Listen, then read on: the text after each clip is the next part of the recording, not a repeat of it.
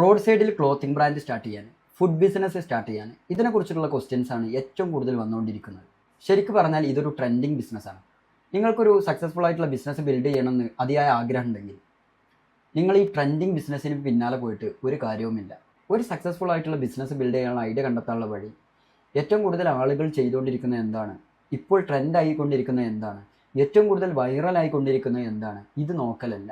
നിങ്ങൾ ജസ്റ്റ് ഒന്ന് ആലോചിച്ച് നോക്കൂ. കഴിഞ്ഞ കുറച്ച് മാസങ്ങൾക്ക് മുമ്പ് ഏറ്റവും കൂടുതൽ വൈറലായിട്ടുണ്ടായിരുന്നത് ബൺമസ്കയും ഇറാനി ചായയുമായിരുന്നു.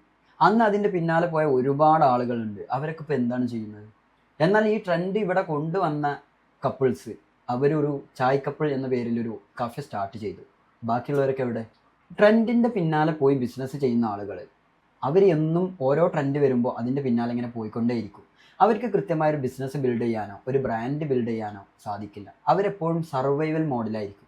ട്രെൻഡിങ് ബിസിനസ്സുകളുടെ ട്രാപ്പിലൊന്നും പെട്ടുപോവാതെ പൂട്ടിപ്പോകാത്തൊരു ബിസിനസ് എങ്ങനെ ചെയ്യാം എന്നുള്ളതിനെക്കുറിച്ച് ഡീറ്റെയിൽ ആയിട്ട് നമ്മൾ സംസാരിക്കുന്ന ഒരു വെബിനാർ ചെയ്യുന്നുണ്ട്. നിങ്ങൾക്കതിൽ പങ്കെടുക്കണമെന്ന് താല്പര്യമുണ്ടെങ്കിൽ ജസ്റ്റ് ഫോളോ ചെയ്തിട്ട് വെബിനാർ എന്ന് കമൻറ്റ് ചെയ്താൽ മതി. DM ൽ നിങ്ങൾക്ക് അതിൽ രജിസ്റ്റർ ചെയ്യാനുള്ള ലിങ്ക് വരും.